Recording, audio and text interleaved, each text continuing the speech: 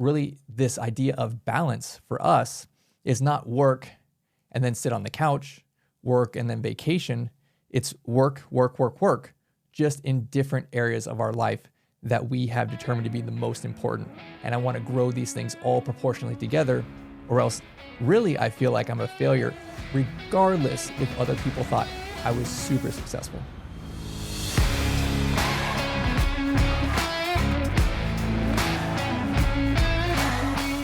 Welcome back to The Donkey and the Bee with your hosts, Brett and Laura Chotkevys, where we talk all things marriage, entrepreneurship, and finances.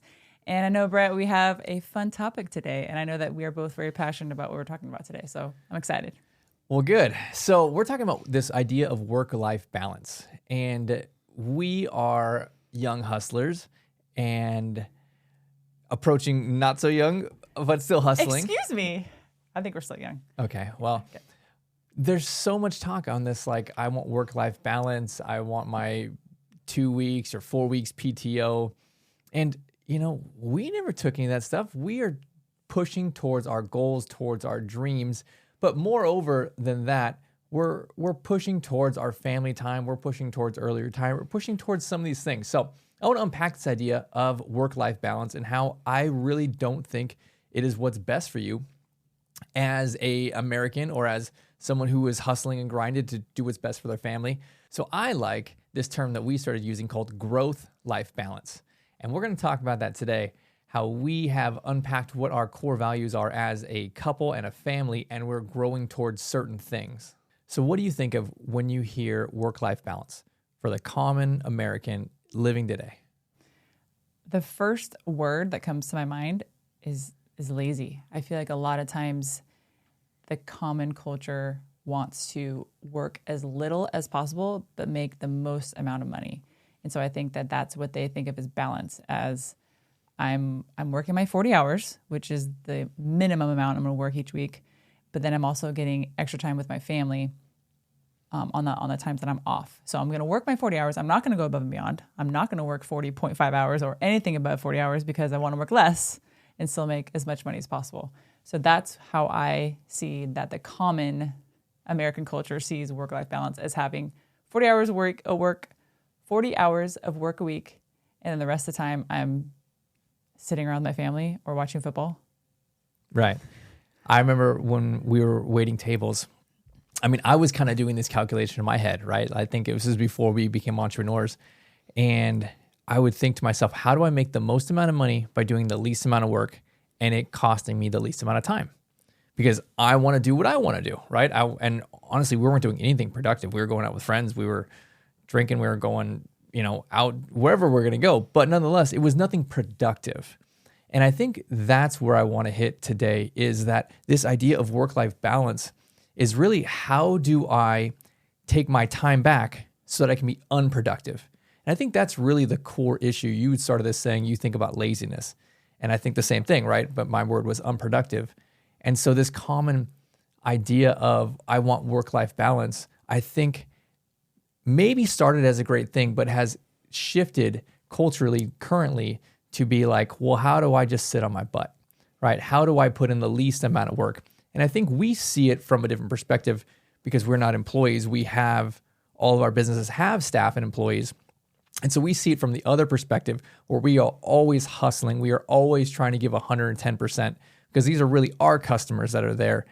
And I remember, again, thinking back when I was an employee, I just cared enough to do my job. And really, what was the best result for me? Meaning, how can I make the most money and then leave as quickly as I can? Yeah.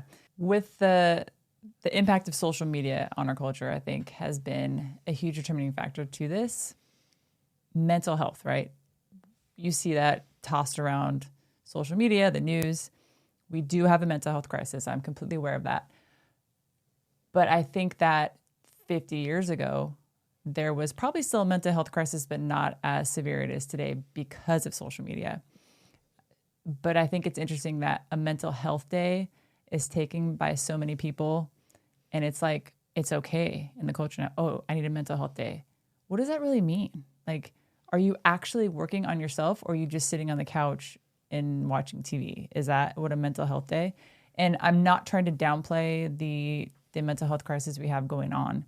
I think it really is a problem, and I think a lot of it has to do with social media and the comparison game that we play with other people who are on social media, who are pretending to be other people who they really aren't.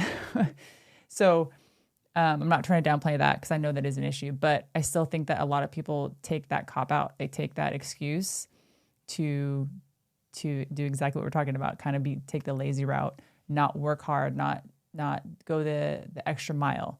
I mean, I have never taken a mental health day, and believe me, I've had many days where I was not mentally capable of doing my job, but I had to do it anyways. I had to put my big girl pants on. I had to swallow back my tears, and I had to get my butt into work anyways. And it sucks. It does. It's hard. But I think that's what it takes when you're an entrepreneur. You have to work on those days. You can't take the mental health day. You can't have that quote unquote balance. So we've defined what American culture views as work-life balance, but what does Brett and Laura Chotkevys view work-life balance? So I really don't like that term at all. My mindset is for a growth-life balance. So really, I don't ever really take days off, right? There's plenty of days where I'm not working, quote unquote, for our businesses, but I'm still working on other areas of my life. And I think really that's the balance. Instead of taking that time where my life is really just segmented into, work and relax, it's really just all work, but on different areas of my life, right? So, right, there's my finances, right? All our businesses and jobs are doing that. But then if I'm not doing that, really, I am working on my physical body, on my mental part of my body, on my spiritual relationship with God. I'm spending time with our girls, and we're working on their business. We're doing, fun things, traveling, and that's kind of growth related towards our family goals. So I think for me, I put this in kind of different boxes of goals. I want to grow on these goals. And I just listed probably about 5 things that we've decided are important to our family. So instead of this idea of work-life balance being like life is this general kind of bubble for I'm going to sit on the couch and really do nothing, I want to have, growth in all 5 of these areas that are important to us. So finances being work. And then when it's not work time, I'm still focusing, I'm working on my goals towards the other things. So what I've heard from a lot of individuals is, oh, Brett and Laura, it must be just so easy for you guys because you work together.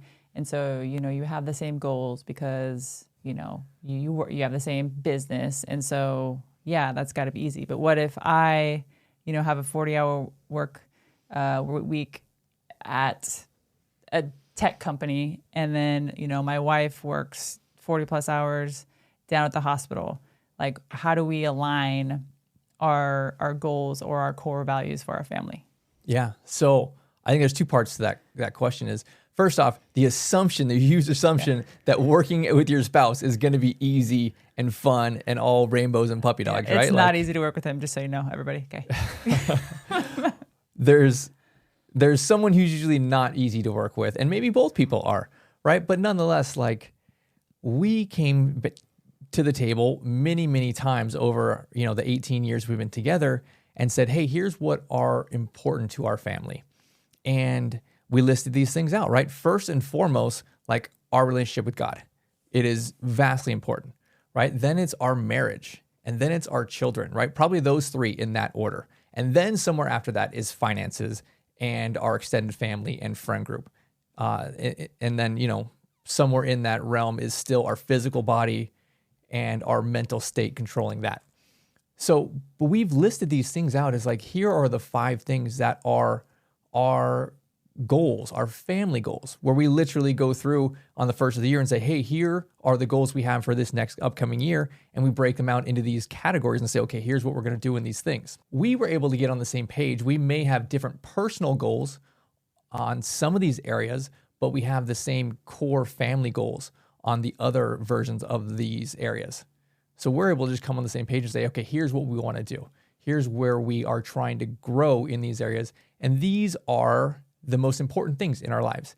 And so some are more important than others, and we've identified those. So I would say if you're going to get on the same page with this growth-life balance, that you really start with several conversations about literally what is important to you, your spouse, and then you together as your family.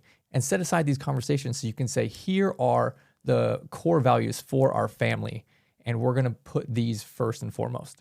Well, let's talk about some actual real-life people who you think don't really have that growth-minded approach toward their goals. Now, there can be some uber successful individuals who are successful financially or in the business world, but they may not have that growth-minded approach toward their spiritual life or toward their marriage or in their relationships and their kids. And so I kind of wanted to talk about people in the real world that most people know that we can use an example, and not to necessarily bash them, but kind of in a way, to just give an example of what we're talking about here. So, and the first person that I can think of that comes to mind is Donald Trump. And I completely respect the dude. I mean, he's come out of bankruptcies back and forth. I mean, he can come out of anything and become a billionaire. And I think that's very respectful. But I think that he has a growth-minded approach toward business and toward finances. But if you've watched any documentary on Donald Trump, you know that he kind of has a messy family life and relationship life. And so I think that he didn't take that approach toward growth in his relationships, in his marriage, maybe with his kids. He seems like he has a pretty good relationship with his kids, but we don't know. His physical body, I mean, I don't think he's ever really had a growth-minded approach toward, being physically fit, maybe growth-minded in a different way. And so I think that he may have not sat down with his wife and had this conversation of, hey, I think these core values are important to us. He may have just shot to the moon with, hey, I want to be president of the United States and I'm going to do whatever I can do to get there. So, and that may have been a detriment to him with his relationships with his wife. Maybe that wasn't her core value, and that might have put a wedge between them. So that's one example I can think of. Super successful guy, but he's only successful in one area, in my opinion. Yeah, I know what you mean. But that may be his choice. He may have decided subconsciously or consciously that this is everything to him, right? I want to be a billionaire. I want to be a successful real estate tycoon. I want to be president, right? And maybe having the successful marriage, the great children, maybe those things are important to him, but they're way disproportionately important. Mm-hmm. And I think there's a difference for us as we came through and we said, okay, here are the 5 things that are important to us. And roughly they're pretty equal in importance for us, right? And that's really that term, what we mean by growth-life balance, because we have these 5 core things that we want to grow kind of proportionally together. So maybe Trump's just no, everything for me, I'm all in on being this big-time real estate tycoon. And maybe that was his definition of success. Mm-hmm. And that's where I would say to people, what is your definition of success personally for your spouse and then together? Mm-hmm. So you can look at some of these other people, right? Donald Trump's a very obvious example. What about Robin Williams? Love the man, incredible talent, right? Very successful, famous, but then he ended up taking his own life, mm-hmm. right? He wasn't growing in his mental state. He wasn't controlling his thoughts in his mind, and it led him down a dark path. Mm-hmm. So there's other aspects where, you can be successful in 1 or 2 areas of life, but that's not really what I want, and that's not what we decided we wanted together. Here are the 5 things that we said, these are the most important. And really, if one of these things fails, kind of the whole thing fails, right? It's almost like a 5-legged stool where you kick one of them out and the whole thing crumbles.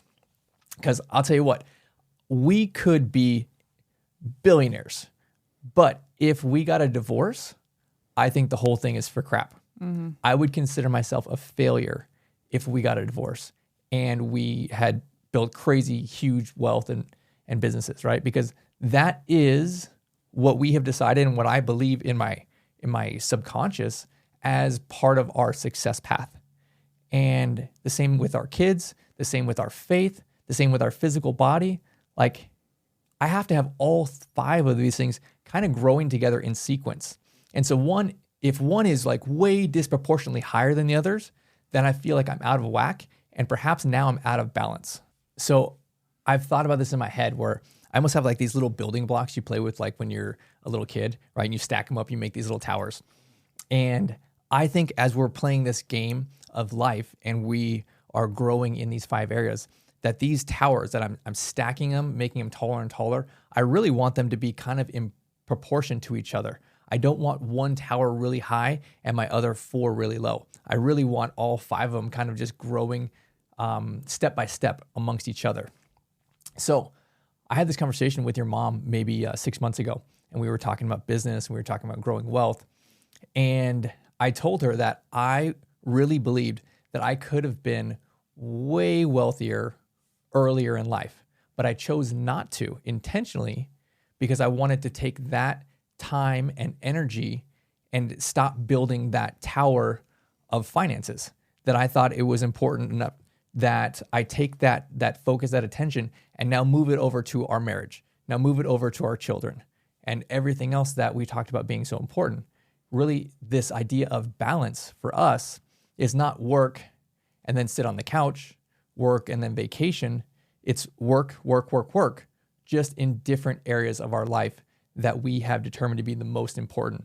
And I want to grow these things all proportionally together, or else really I feel like I'm a failure, regardless if other people thought I was super successful. It's interesting you say that because I think the culture now, especially I think with women and, the 2020s, is to focus so much on your career and get that fully established until you're like mid-30s and then get married and then focus on the kids. So, and I think that's completely flip-flop from 50, 60 years ago when you get married when you're like 12 and you would start a family and you had your farm and all that kind of stuff, right? Like it's weird how the culture has completely shifted and it's not that way anymore. So when I think about the common female in American culture where it's just all career is literally everything else is flat and it's career. And then it's like, yes, finance is also up there with career, but there could be no spiritual, there could be no physical, there could be no relation with your spouse. And so I think that's an interesting approach to balance it out completely. Whereas I think even for men too, I'm sure it's the same way where they want to focus on their career first before they start a family. Yeah, I think that's both men and women, right? They're like, hey, let's get this financial thing kind of situated. And then from there, we can look at kids, we can look at, other things. And that kind of makes sense, right? Like, I'm not saying that for us, we are exactly proportionate in all these things. We spent a lot of time in the very beginning before we had kids, right? Like putting this financial foundation. But there was also a lot of time on our foundation as a husband and wife. There was a lot of time and energy there. And so I think there will be stages in your life and different phases where your attention and your energy shift and your focus shifts to I'm focused mostly on building this section of my life. And I think that's appropriate. And that's kind of really how the ebbs and flows of life go. But nonetheless, it should never be 100% or 99% is going towards this one tower of whatever it is. It needs to all be kind of proportionately dispersed. Mm-hmm. And you really have to have that conversation of here's how we are growing together. So I think that's what makes us successful in our marriage is because we have already gone through and predetermined here is what we as a marriage determine as successful. So now we're just going through and doing our plan. This is such an important thing to talk about if you are single and you are in the dating world. I think it's something that doesn't get discussed, right? Like, granted, I've only been on a date with you because you've been my only, one and only. But if you were to sit down for first, second, third, fourth, fifth date, would you ask somebody, what are your core values in life? Like, I don't know if that's a question that a lot of people ask. And I think that's super important to know to make sure you're both not wasting each other's time. Because if my core values are, relationship with God, my family, business, finances, those types of things, but your core values are completely not spiritual, like you have no spiritual life, and you maybe are just completely driven to become president.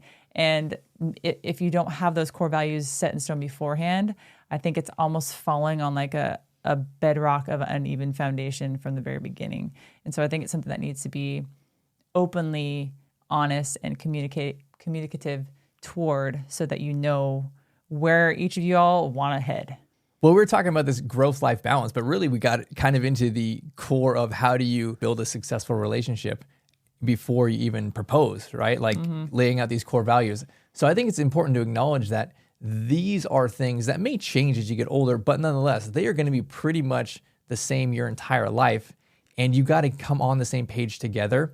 And then you essentially just execute this together your entire marriage. And from our experience, marriage, to me at least, is really easy.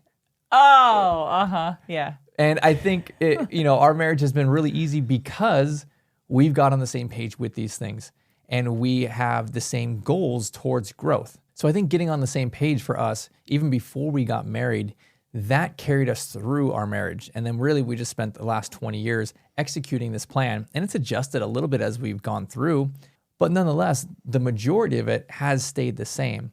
And this allowed us to be successful with our marriage. Thanks for joining us on another episode of The Donkey and the Bee.